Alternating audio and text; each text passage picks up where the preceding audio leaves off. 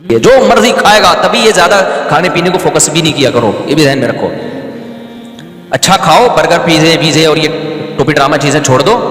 لیکن اگر آپ کے پاس ڈاکٹروں کے مشورے کے مطابق کھانے کے پیسے نہیں ہیں, بھی کیٹو ڈائٹ کے نام پہ بھی لوگ بہت وہمی ہو گئے ہیں. ڈاکٹروں کی فیلڈ میں ٹانگ نہیں اڑاتا, لیکن لوگ پاگل ہوتے جا رہے ہیں, یہ نہیں کھاؤ وہ نہیں. اتنا زیادہ ایسا کر لیا ہے نا. اللہ نے ہماری باڈی کو ایسا بنایا ہے میرے بھائی کہ اس کو ابھی تک پوری طور پہ سمجھا گیا ہی نہیں ہے. مجھے یاد ہے بچپن میں ایک ڈاکٹر کا مضمون پڑھا تھا بڑا زبردست. اس نے کہا بھائی میرے پاس تو میں غریب آدمی, گوشت کے پیسے نہیں ہوتے, دام کھانے کے پیسے نہیں ہوتے. وہ ڈاکٹر نے بڑا اچھا مشورہ دیا. اور وٹامن سی کے لیے کینو مالٹے میں نہیں کھا سکتا. اس نے کہا شیر صرف گوشت کھاتا ہے, وٹامن سی بھی پورا ہوتا ہے اس کا, ٹھیک ہے نا. حالانکہ گوشت میں وٹامن سی ہوتا ہے کیا؟ کبھی دیکھا سیب میں امیون سسٹم کمزور ہوا ہوا ہے, زکام کھانسی ہو رہی ہے تو وہ سنترے کا جوس بنا کے پی رہے وہ. صحرائی لوگ صرف ستو پہ گزارا کر لیتے ہیں. جو غریب علاقے ہیں نا, آپ افریقہ میں جائیں اور یہ صحراؤں میں ستو, گندم کا ستو, اسی ستو سے سب کچھ مل رہا ہے بھائی. ان کو نہ وٹامن سی کی کمی ہو رہی ہے, 90 سال کی عمریں ہو رہی ہیں ان کی. تو میڈیکل سائنس حرف آخر نہیں ہے. وہ ڈاکٹر جو ایکسپرٹ ڈاکٹر ہیں وہ بھی مانتے ہیں. ہاں جب اللہ نے آپ کے پاس وسائل دیے ہیں تو پھر آپ سب کچھ کھائیں, لیکن نئی وسائل دی ہیں تو ٹینشن لینے کا نہیں ہے. اسی روٹی سے ساری ضرورتیں اللہ پوری کرے گا. ایک ڈاکٹر نے مجھے بتایا, بہت ایکسپرٹ ڈاکٹر ہے, انہوں نے کہا کہ ٹیسٹوں پہ زیادہ نہ بھروسہ کیا کرو, یہ والی کمی آ گئی تو آدمی ٹینشن میں جا رہا ہے. دیکھو کچھ ہو تو نہیں رہا نا, ٹھیک ہے نا. جیسے وٹامن سی کی کمی آ گئی ٹیسٹ میں, لیکن آپ کو کچھ بھی نہیں ہو رہا, نہ نزلہ ہو رہا ہے, نہ کھانسی ہو رہی ہے, نہ کچھ بیماری ہو, تب سیٹ ہے یار. ہونا ہے ایسی کی تیسی, ٹیسٹ کو اٹھا کے کیا کرو, بکری کو کھلا دو. مجھے ایس پائلوریا کا مسئلہ تھا میرے ساتھ نا, ہے ابھی بھی, تو مجھے کچھ ہو نہیں رہا تھا پیٹ میں. مجھے ایک دو ڈاکٹروں نے بتایا ایس پائلوریا بہت خطرناک, اور یہ کینسر, اور ایسا بنا دیا. میں گئے کام سے, اب تو گئے بھائی, مرے بھائی, اب تو کینسر ہونے والا ہے. تو ڈاکٹر نے بلڈ ٹیسٹ کروایا. انہوں نے کہا, پھر ایک ڈاکٹر نے کہا بلڈ سے نہیں پتہ چلتا بھائی, اسٹول ٹیسٹ ہوگا, خان کی لیب میں کرواؤ ہوگا. زبردست یہ ایس پائل. پھر میں نے ویڈیوز دیکھی انٹرنیٹ پر, وہ ایس پائلوریا ہو ایسا جرسی میں جو ہے نا, ایس پائلورائے اصل جو اس کا لفظ ہے نا. بہت بڑے ایکسپرٹ کے پاس میں گیا. انہوں نے بولا بھائی کیا ہو کیا رہا ہے, پراٹھے کھا رہے ہو کتنے؟ میں نے کہا 2 کھا لیتا ہوں. ہضم ہو رہے ہیں؟ ہو رہے ہیں. اور کیا کرنا ہے, اور کیا چاہیے؟ جب 2 پراٹھے پھوڑ رہے ہو صبح 3 انڈوں کے ساتھ, اللہ معاف فرمائے, نظر بس سے اللہ بچا, اور ملائی کی وہ بھی کھا جاتے ہو, اور نہاری کھا لیتے ہو, آپ کی ویڈیوز ہم نے دیکھی ہیں, پائے بھی پھوڑ دیتے ہو, اور کیا چاہیے؟ کیا کرنا ہے میدے کا؟ اور کچھ ہو رہا ہے؟ میں نے کہا ایسیڈیٹی ہوتی ہے. میں نے کہا اس میں یہ بھی نہ ہو تو پھر کیا ہوگا بھائی؟ اور وہ بھی جب ہوتی ہے جب نیند نہیں آتی.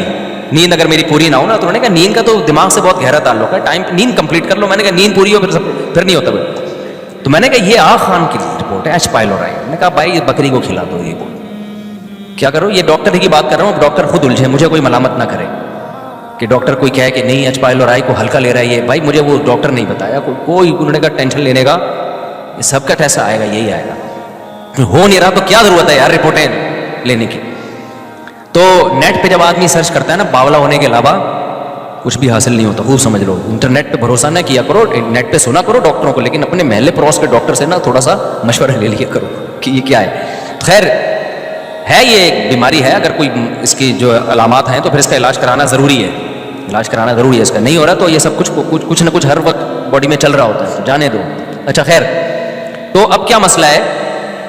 تو انہوں نے بتایا کہ کوئی چیز کی کمی ہوتی ہے باڈی میں, باڈی خود ہی اس کا متبادل تلاش کر لیتی ہے. صرف ایک وٹامن ڈی کے بارے میں کہتے ہیں, وہ 40 سال کے بعد اگر وہ کم ہے نا تو وہ لازمی سپلیمنٹ لینے پڑیں گے. باقی سب کچھ ہو نہیں رہا تو سب سیٹ ہے, ٹھیک ہے نا.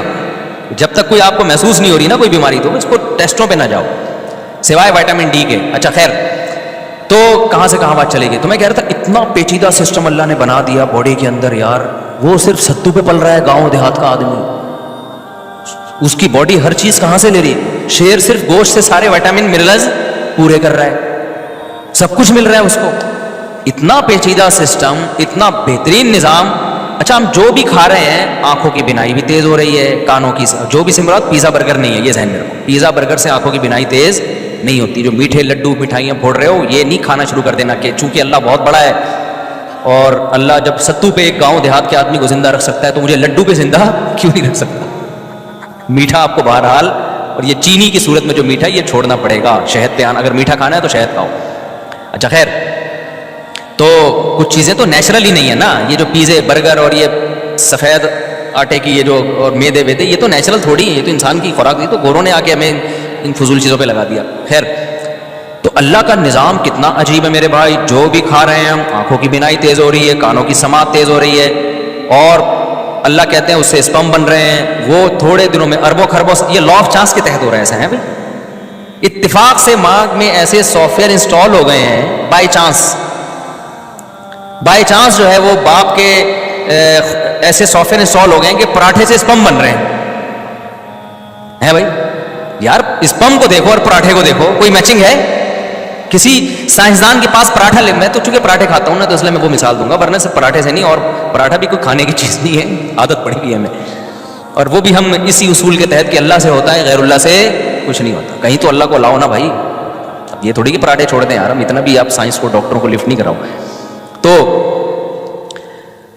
لا آف چانس کے تحت کیا ہو رہا ہے کہ جی پراٹھوں سے کیا بن رہے ہیں, اسپم بن رہے ہیں, اور اتفاق سے مرد الگ بن گئے, عورت الگ بن گئی, ایک ہی مخلوق سامنے نہیں آئی ہے.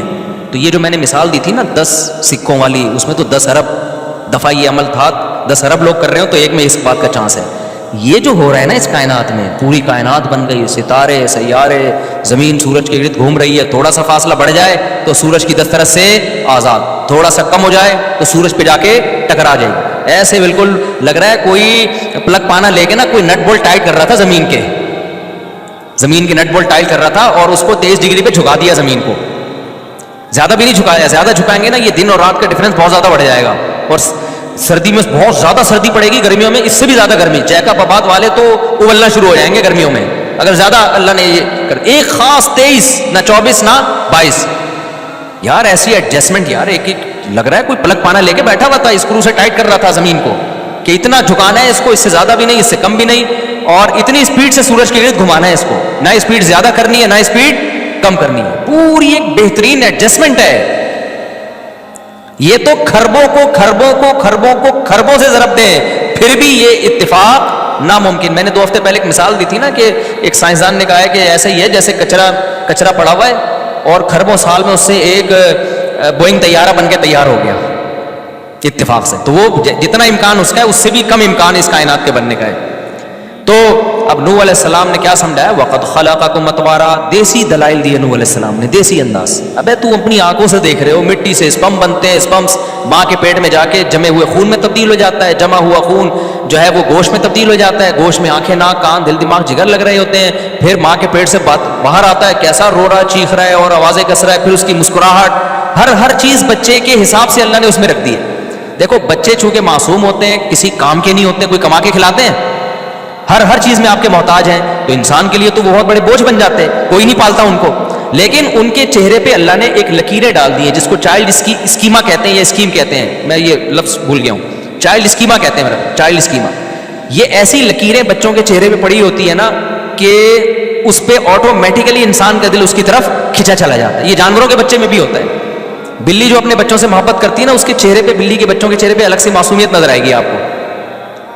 خدا کی قسم کوئی بڑا مصور بیٹھ کے جب تک یہ لکیریں نہ بنائے نا, کیسی لکیریں ڈیزائن کرو کہ دیکھتے ہی اس کے طرف دل کھینچا چلا جائے. بچے کی مسکراہٹ اور بڑے کی مسکراہٹ میں زمین آسمان کا فرق ہے. بچے کی معصومیت میں, بڑے کی معصومیت میں, بڑے میں معصومیت ہوتی نہیں ہے, رو رہا ہوتا ہے, دل چاہتا ہے 2 تھپڑ لگا کے خاموش کرا دو اس کو. ویسے تو آج کل بچوں کے بارے میں بھی ماؤں کا دل یہ کر رہا ہوتا ہے کہ 2 تھپڑ لگا کے, لیکن بچے پہ کوئی مصیبت آتی ہے جو اس کا چہرہ جس طرح سے بنتا ہے نا, وہ بڑے کا چہرہ ویسا نہیں بنتا, کیونکہ دل فوراً کھینچا چلا جاتا ہے اس کی طرف. تو یہ اس کے چہرے پہ کچھ لکیریں قدرت نے بنائی ہیں, اسی حساب سے بنائی ہیں, کیونکہ یہ سوسائٹی کے لیے فی الحال کسی کام کا نہیں ہے. اس کو خدمت چاہیے. کون خدمت کرے گا بھائی؟ اس کے چہرے پہ ایسی لکیریں ڈال دو جو اس کو دیکھے اس کو اس پہ پیار آئے. تبھی دیکھیں بچوں کی تکلیف برداشت نہیں ہوتی ہے انسان سے, بہت ترس آتا ہے بچوں کے اوپر. کہیں بھی ظلم ہو رہا ہو نا, بڑوں پہ ظلم ہو رہا ہو, اس پہ انسان کا دل اتنا پگھلتا نہیں ہے. بچوں پہ ہو رہا ہے ایک دم دل پگھلنا شروع ہو جائے گا. کیوں؟ ان کے چہرے پہ الگ سی معصومیت ہے. تو معصومیت کیا ہے؟ وہ لکیریں ہی تو ہیں. وہ کچھ لکیریں اللہ نے ایسی اس اسٹائل کی بنا دی ہیں, ان کی آنکھوں کو ایسا بنا دیا ہے کہ وہ کھینچتا ہے اپنی طرف لوگوں کو. موسیٰ علیہ السلام کو جب فرعون نے صندوق سے نکالا ہے تو فرعونی کا تو ارادہ تھا قتل کرنے کا, لیکن قرآن کیا کہتا ہے, وَأَلْقَيْتُ عَلَيْكَ مَحَبَّةً مِّنِّي, اے موسیٰ ہم نے تیرے چہرے پہ ایک ایسی معصومیت ڈال دی, اور ایسی اللہ نے کچھ چہرے پہ لکیریں بنا دی کہ محبت جو دیکھتا تھا اس کا دل کھینچا چلا جائے, یار اتنا پیارا بچہ, بھائی اس کو قتل مت کرو, بھائی اس کو قتل. فرعون جیسا سخت دل آدمی بھی بالآخر اس نے قتل کا ارادہ ترک کر دیا. تبھی تو کہتے ہیں جو بچوں کے قاتل ہوتے ہیں بڑے ظالم ہوتے ہیں, اس لیے کہ یار ان کو دیکھ کے پیار کرنے کا دل چاہتا ہے بچوں کا. اس لیے مجھے وہ بہت ہی بے شرم لگتا ہے جو بچوں پہ زیادتی ظلم کرتا ہے, بچوں پہ مارتا پیٹتا ہے ان کو. وہ گدھے ہونے کی علامت ہے. چھوٹے بچوں کو مائیں بھی بہت جنگلیوں کی طرح بعض دفعہ کوٹ رہی ہوتی ہے. غصہ شوہر پہ نکالنا ہے, نکال کس پہ رہی ہیں آپ, ماں ہو, اس کا یہ مطلب تھوڑی کہ ادھرتے گزرتے چپچاؤ ایک چماٹ بچہ گھوم جاتا ہے پورا یوں کر کے نا, اور کوئی کچھ کہہ بھی نہیں سکتا ماں کو. یہ جو ماں ہے یہ زیادہ سمجھتی ہے. ابے ماں ہے تو خدا تھوڑی ہے, اللہ بھی ایسا نہیں کرتا یار. تو یہ جو مائیں بچوں کو دن رات پکڑ پکڑ کے بلا وجہ کوٹ رہی ہوتی ہیں, یہ کوئی یہ نہیں ہے کہ ماں ہے تو اب جو چاہے کر لے. نہ باپ کو اجازت ہے, نہ دونوں ایک دوسرے کو کوٹو, پتہ چلے یار تم اس معصوم کو کوٹ رہے ہو پکڑ کے جو بیچارہ کچھ. مائیں کہتی ہیں ہم پھر پیار بھی تو کر لیتے ہیں نا. بچے کے پاس آپ کے علاوہ کوئی آپشن ہے نہیں, اس لیے وہ بیچارہ آپ کے پاس دوبارہ آ جائے. ہم مانتے ہیں ماں جیسی محبت کوئی نہیں کرتا بچے سے, لیکن یہ مطلب ہرگز نہیں ہے کہ آپ اپنا غصہ بچوں پہ بار بات پہ نکالو, کوٹتی رہو, چیختی رہو, چلاتی رہو. تھوڑا برداشت کرنا سیکھو, یہ نیچرل ہے بھائی. اللہ کل آپ کی ماں نے آپ کو پالا تھا تو آج آپ پالیں, کوئی مسئلہ نہیں. تھوڑا سا برداشت کر لیں, ٹھیک ہو جائے گا. ہاں کبھی کبھار ٹھیک ہے. تو وجہ اس کی یہ کہ بچوں پہ اللہ نے ایک خاص معصومیت ڈالی ہوئی ہے. تبھی ہمارے نبی صلی اللہ علیہ وسلم سے کہیں بھی ثابت نہیں ہے کسی بچے کو آپ نے مارا ہو, ڈانٹنا تک ثابت نہیں ہے. انس ابن مالک 10 سال کے تھے جب ان کی والدہ نے آپ کو خدمت کے لیے آپ کے پاس پیش کیا. 10 سال نبی کی خدمت کی. فرماتے میں بچہ تھا, ایک دفعہ بھی نبی نے کسی کام پہ مارنا تو دور کی بات, کوئی کام میرے ذمہ لگایا ہو اور میں نے نہیں کیا تو نبی نے یہ نہیں کہا کیوں نہیں کیا. کوئی بات نہیں, بچہ ہے بھائی, کوئی بچے کا کچھ کام کر لیتے ہیں, کچھ کام نہیں کرتے. اور ایک دفعہ بھی ایسا نہیں ہے کہ نبی نے کام کا کہا نہ ہو اور میں نے کر لیا ہو تو مجھے یہ کہا کہ کیوں کیا. ایک دفعہ انس بن مالک فرماتے ہیں, بخاری کی حدیث ہے, مجھے نبی صلی اللہ علیہ وسلم نے کہیں بھیجا کسی کام کے لیے, چھوٹے بچے تھے. کہتے ہیں میں گیا تو باہر گلی میں بچے کھیل رہے تھے, میں بچوں کے ساتھ کھیلنے لگا. نبی صلی اللہ علیہ وسلم بیٹھے ہوئے کہ بھائی کام کے لیے بھیجا میں نے. کتنی انسان کو انتظار کی کوفت, کتنی ایسا ہی ہے جیسے ایک دفعہ میرے یہاں مہمان آئے ہوئے تھے تو میں نے کھانا منگوایا, روٹی منگوائی. میں گھنٹہ بیٹھا ہوں, روٹی نہیں آ کے دے رہی. بھائی تندور دور ہے تو بائک پہ بندہ جاتا ہے 2 منٹ میں لے آتا ہے. کتنی وہ ہے مہمان بیٹھے ہیں. تو بندہ آیا کہنے لگا, میں نے کہا بھائی گھنٹوں میں کیوں آ رہے ہو؟ کہہ رہے میں پیدل گیا تھا لینے کے لیے کہ بائک مل نہیں رہی تھی. ابھی جب تم پیدل جا رہے ہو بتا کے تو جاؤ یار, 1 گھنٹہ لگے گا پیدل آنے جانے میں. خیر رپورٹس ہیں رپورٹس. تو غصہ آتا ہے نا انسان کو. تو نبی صلی اللہ علیہ وسلم کی زندگی بھی مصروف تھی, آپ بیٹھے ہوئے ہیں. انس بن مالک شارٹ مارکیٹ سے شارٹ. ہمارے نبی صلی اللہ علیہ وسلم تلاش میں نکلے, گئے تو دیکھا کھیل رہے ہیں. انس بن مالک فرماتے ہیں میرے نبی صلی اللہ علیہ وسلم میرے پیچھے آ کے کھڑے ہو گئے. جب میں نے دیکھا نا پیچھے مڑ کے تو آپ صلی اللہ علیہ وسلم کھڑے ہوئے مسکرا رہے ہیں, کچھ بھی نہیں کہا, مسکرا رہے ہیں. کیونکہ حضرت انس کو تھوڑی شرمندگی ہو گئی نا کہ بھائی مجھے کام سے بھیجا, کچھ بھی نہیں کہا. تو کیسے اخلاق سکھائیں یار, اور گھروں میں کیا ہو رہا ہے. اور ایک بچے کے ہاتھ سے مجھے یاد ہے ایک پرانا واقعہ, ایک کپ ٹوٹ گیا. 9 یا 8-9 سال کا بچہ تھا, کہیں جا رہا تھا. وہ گھروں میں ہوتا ہے نا, چائے لے کے آ رہے ہیں یا کوئی ابا نے پانی منگوایا وہ لا رہا ہے, وہ گلاس ٹوٹ گیا. اب میں نے دیکھا ایک نے آ کے تانا دیا, ہاتھ ایسے ہو, یہ ہمیشہ یہی کرتا ہے, یہ ہمیشہ یوں ہی کرتا ہے.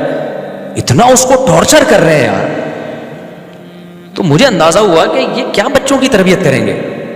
گلاس جان کر تھوڑی توڑا ہے, کسی سے بھی ٹوٹ سکتا ہے. لا آف چانس کے تحت یہاں لگاؤ, لا آف چانس. جدھر لگانا ہے وہاں لگا نہیں رہے, جہاں نہیں لگانا وہاں کیا کر رہے ہیں. ہم اتفاق سے وجود میں آ گئے ہیں. ابے جب تم اتفاق سے وجود میں آ سکتے ہو تو اتفاق سے گلاس کیوں نہیں ٹوٹ سکتا میرے بھائی, کیا خیال ہے. اور گلاس اتفاق سے جڑ جائے یہ بہت مشکل ہے. انسان جڑ کے ماں کے پیٹ سے باہر نکلا اتفاق سے, یہ پاسبل نہیں ہے.